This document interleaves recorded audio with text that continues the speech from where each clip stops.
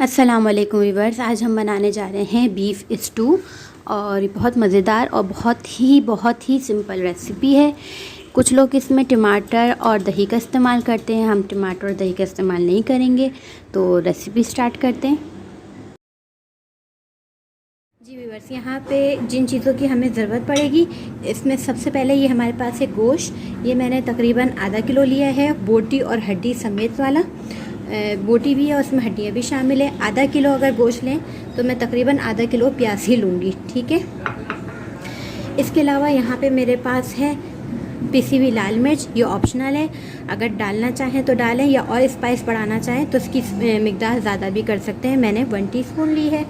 इसके अलावा कुछ साबुत हरी मिर्चें हैं, नमक है 1 टेबल स्पून, लहसुन अदरक का पेस्ट है 2 टेबल स्पून, गरम मसाला यहाँ पे मैंने लिया है ½ टी स्पून। इसके अलावा यहाँ पे आपको दिखा दूँ, गरम मसाले में हमारे पास जो चीज़ें हैं, काली मिर्च है 10 से 12, लौंग 6 अदद, तेज़ पत्ते 2 अगर छोटे और बड़े हों तो आप एक बड़ा ले लें, 3 बड़ी इलायची, 1 दालचीनी की बड़ी स्टिक्स और साबुत मिर्चें 8 से 9 अदद। ये सब हम शामिल करेंगे। साबुत गरम मसाले में ये पकता है। पिसी मिर्च की जगह आप साबुत कुटी हुई लाल मिर्च ले सकते हैं, यानी क्रश चिली। तो स्टार्ट करते हैं रेसिपी। कढ़ाई ले ली और इसमें मैं डालूँगी तकरीबन आधा कप के करीब तेल, क्योंकि बोटी में थोड़ी सी चिकनाई भी है तो ज़्यादा तेल ना हो जाए। फिर ये सब चीज़ें ले ली, अब मैं इसमें शामिल करूँगी। इसमें मैं शामिल कर दूँगी गोश्त और लहसुन अदरक का पेस्ट। पहले मैं गोश्त को भून लूँगी। इसमें मैं लहसुन अदरक का पेस्ट शामिल कर दूँगी।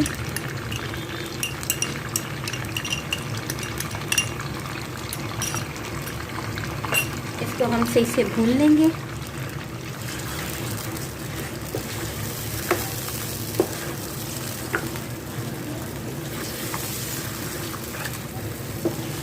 इसका पहले हम पानी खुश्क कर लेंगे। जी वीवर्स, ये देखिए, इसका तकरीबन पानी सारा खुश्क हो गया। अगर आप लोग कुकर में पका रहे हैं गोश्त को तो आप ये सब प्याज, गरम मसाला और नमक, पिसी मिर्च सब शामिल कर दीजिएगा, तो एक साथ भून जाएगा फिर।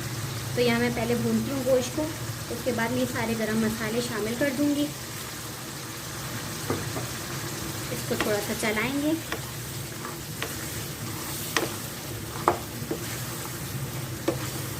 बहुत आसान और बहुत मज़ेदार रेसिपी है। अब मैं इसमें शामिल कर दूंगी प्याज।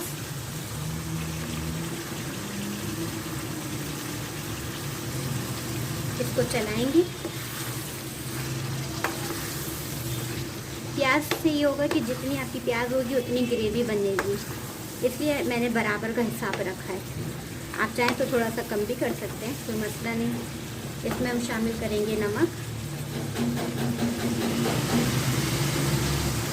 जी वीवर्स, इसमें मैंने शामिल कर दिया नमक। इसमें हम शामिल करेंगे पिसी लाल मिर्च। मिर्च की क्वांटिटी बढ़ा सकते हैं और इसको मिक्स करेंगे।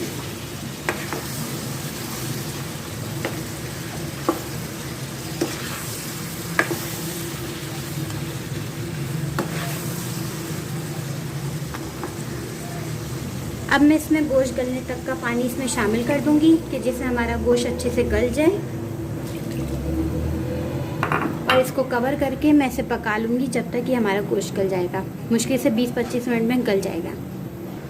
इसको कवर कर देते हैं और इसको छोड़ देते हैं मीडियम फ्लेम पे। देखिए, ये माशाल्लाह इतना परफेक्ट कुक हुआ है।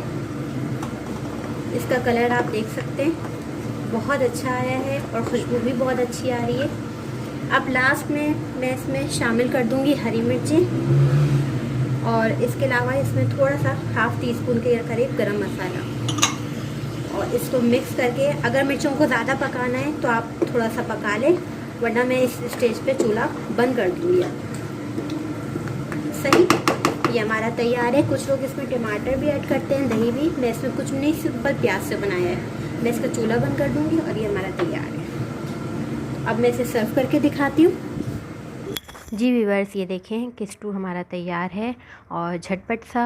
तो आप बिल्कुल इसको ज़रूर ट्राई करिएगा। और अगर आपको ये अच्छा लगे तो प्लीज़ लाइक करिए, कमेंट्स करें और शेयर करें, मेरे चैनल को सब्सक्राइब करें और मुझे दें इजाज़त। खुदा हाफिज़।